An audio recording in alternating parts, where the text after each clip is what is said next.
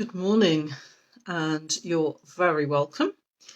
You're welcome if you're watching live with me, and you're equally welcome if you're catching the replay. My name's Rebecca. For those of you who don't know me, I'm a homeopath and a holistic health coach. And I just pop in here every Monday at 10 o'clock to share a thought, a practice, an idea, even something that I hope will act as a kind of springboard to help us all to be as conscious as we can of ourselves and what works for us and what maybe isn't working so well for us, and know that we actually have the ability to change anything that we're not completely happy with. So I wish you all a very happy Monday morning. I hope you had a great weekend wherever you spent the weekend. It's a bit wet here, and on Sundays I usually go for a walk, and I decided this time actually not to do that I would actually do something a little bit different, and I just allowed myself to have a kind of pottering day. One of my favourite days actually is just kind of pottering around the house and just noticing little things that I feel like doing, and I do it at my own pace, which is lovely. There's no pressure, there's no kind of list that I'm working through, and it can actually be surprisingly productive, but it's gentle and there's no pressure, there's no stress. So I did a little bit of gardening, I did a little bit of reading, I did a little bit of cooking, and I really enjoyed my day. So I hope you enjoyed your day too, and do let me know what you got up to on your Sunday. So today I am going to start by reading you a short poem, one that I had come across before, but I actually reread it a couple of days ago, and it really resonated with me. So I thought I'm going to share it with you, and it kind of leads me into what I'm going to talk about today. Okay, so the poem is by an American poet or poetess, a lady called Jane Hirshfield. Even now, decades after, I wash my face with cold water, not for discipline, nor memory, nor the icy awakening slap, but to practice making the unwanted wanted. So I thought that was a really lovely, short, poignant piece. And I wanted to focus actually today on doing just that, on making the unwanted wanted. And you might well ask, well, why should I do that? It has many, many benefits, actually. It reminds us that there's a lot of what we do, and I certainly find this to be true, a lot of what we believe that we like and we don't like, that we want and we don't want, is not really based on conscious decision making. It's more habit, maybe things that we've just been doing a certain way for as long as we can remember, or something that we've decided that we don't like a long time ago and we've never really revisited it. And just stopping and thinking about, well, actually, hang on a minute, why don't I like that? Or why don't I do something? Or equally, why do I do something in a particular way or at a particular time? If we get into those kind of habits, we're ceasing to be conscious of those things. And sometimes when we just stop and we maybe try something that we haven't tried for a very long time, we might surprise ourselves. We might actually open up to there being more pleasure in our lives.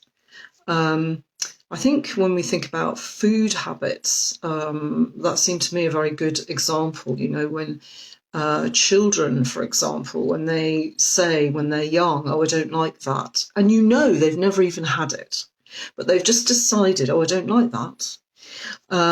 When my children were small, we had a period of time where we introduced a 10, or I think it might have been 15 times rule, which was when new foods were introduced into the diet, that rather than just deciding on the first taste that, a child would say, oh, I don't like that. And so you'd go, okay, well, I'll never give it to you again. That the rule in our house was that you had to try that thing at least 10 times or 15 times before you gave up on it, before you really did decide, okay, yeah, I've really given this a go and it's just not for me. And it worked. And sometimes things remained like, no, just don't like that, sorry.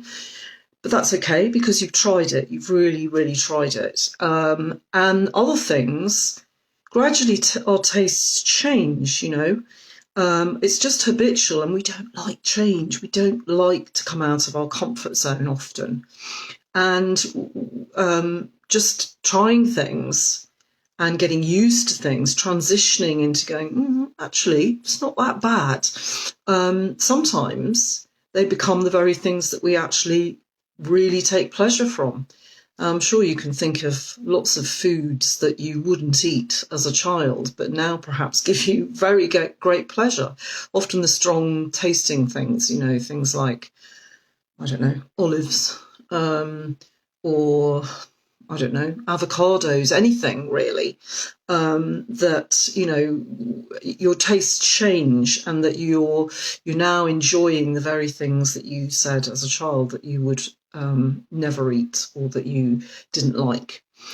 So that's one of the things that, just trying new things and stopping and thinking about the things that we're automatically rejecting, it can be shutting us down to a lot of potential pleasure.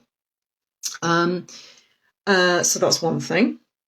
And the other thing is that once we become conscious of each decision that we're making and each thing that we're either rejecting or embracing, we are opening up. We are knowing ourselves better, and we're able to really know why we won't do things or why we don't like things. There's a reason for it. It's not just taking on something that somebody else maybe has told us.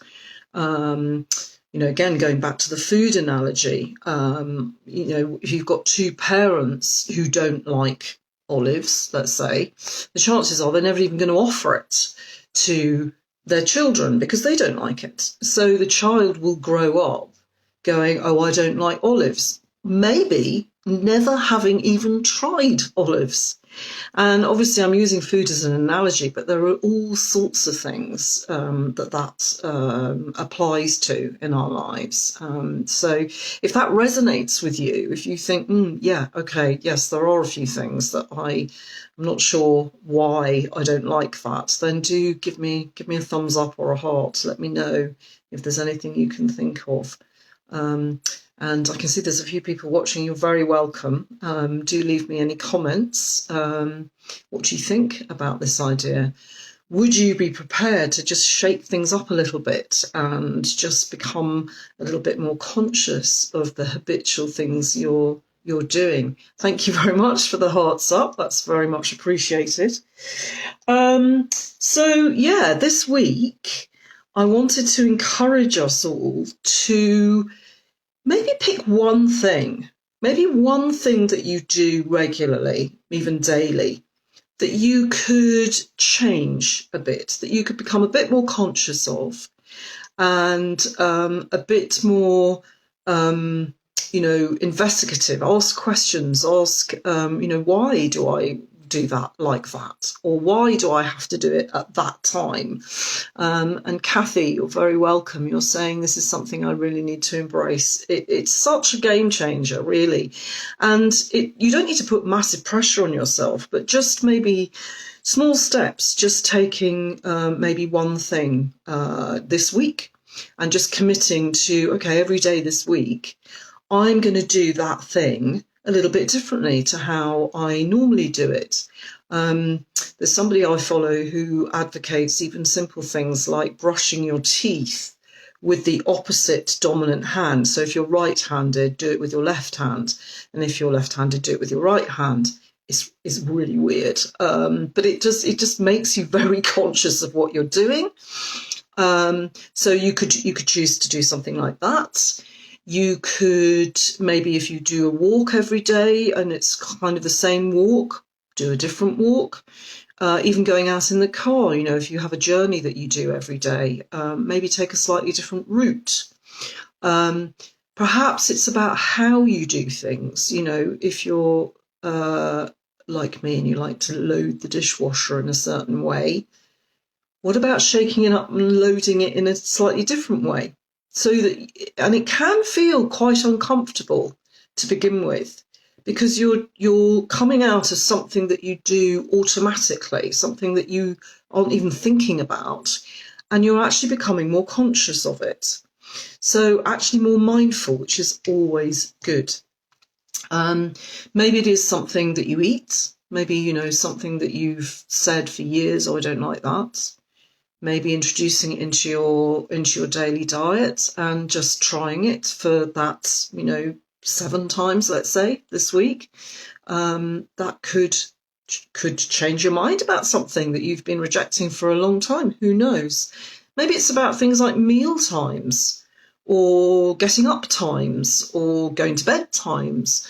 What could you change to get you out of being automated about things and become more conscious, and just practice in particular the things that you have said that you don't want, that you don't like, and think about why you don't like them and whether that's true or not, whether you can actually base that on experience or whether it's just a habit. So I think that's all I wanted to say this week. Let me see if I've forgotten anything that I wanted to say. Yeah, and the most important benefit of all of this is that once we start to realise that the things that we think are cast in stone about ourselves, I'm a person who doesn't like avocados, let's say. Okay, maybe you are, and you just don't know it. So once you change the little things like that, you can start changing other things. You can start changing bigger things. And that really compounds the knowledge that we are in control of our minds, not the other way round. Our minds don't run us. We run our minds, and our minds run all the rest of us often. So it just shifts the balance of power there in thinking that, you know what, I can change anything I want to. And that's really liberating. So I wish you a fantastic week. Let me know what you pick, and whether you're going to practice that for the whole week and see where it leads you. You might find, actually, yeah, I was right. I didn't like that. Or you might find that actually you surprise yourself. Let me know. Or if you don't want to tell me what it is, just let me know if you're going to do the exercise or not. And of course, do let me know how you get on. So thank you very much for watching, and I wish you a beautiful week. Thanks for joining me. Bye.